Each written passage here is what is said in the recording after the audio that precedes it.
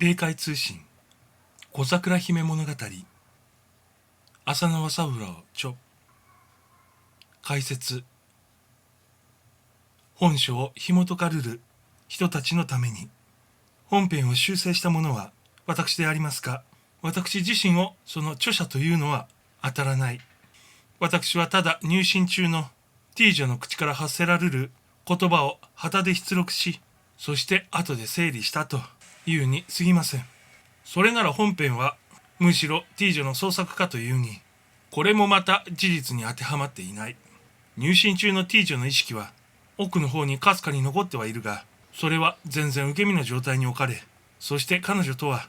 全然別個の存在、小桜姫と名乗る他の人格が彼女の体躯を支配して任意に口を動かし、また任意に物を見せるのであります。したがってこの物語の第一の責任者はむしろ右の小桜姫かもしれないのであります。つまるところ本書は小桜姫が通信者、T 女が受信者、そして私が出力者、総計3人がかりで出来上がった一種得意の作品、いわゆる霊界通信なのであります。現在欧米の出版界にはこういった作品が無数に現れておりますが、本邦では翻訳書以外にはあまり類例がありません。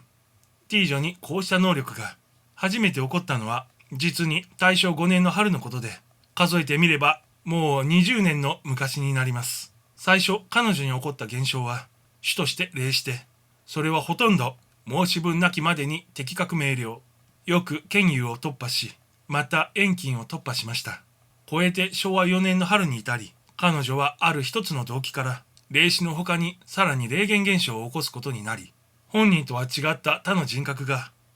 その高等機関を占領して自由自在に言語を発するようになりました。これでようやく陶器が出来上がった。私たちはそんなことを言って喜んだものであります。小桜姫の通信はそれから以後の産物であります。それにしても右のいわゆる小桜姫とは何人か、本文をお読みになればわかる通り、この女性こそは宗州三浦荒井城主の嫡男荒次郎義満の奥方として相当世に知られている人なのであります。その頃三浦一族は小田原の北条氏と確執を続けていましたが、武運拙く籠城3年の後、荒次郎をはじめ一族のほとんど全部が城を枕に討ち死にを遂げたことはあまりにも名高き私的自責であります。その際小桜姫がいかなる行動に出たかは歴史や公費の上ではあまり明らかでないが、彼女自身の通信によれば落城後間もなく病にかかり、油壺の南岸浜磯の下宮で寂しく気憂したらしいのであります。それかあらぬか、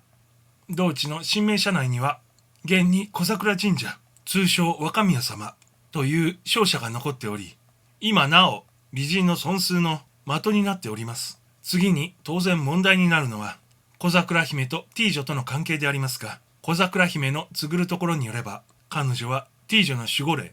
いわばその霊的指導者で、両者の間柄は切っても切れぬ固き因縁の絆で縛られているというのであります。それにつきては本邦並びに欧米の名ある霊媒によりて調査を進めた結果、どうも事実としてこれを肯定しなければならないようであります。なお面白いのは T 女の父が海軍将校であったために、端なくも彼女の出生地がその守護霊と関係深き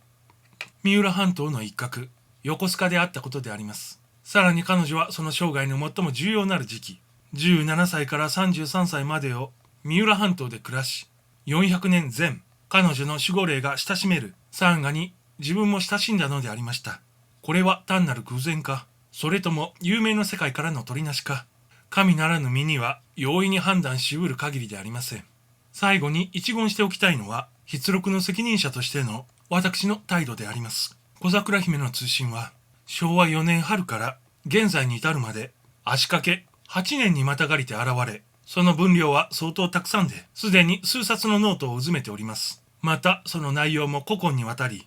権威にまたがり、またある部分は一般的、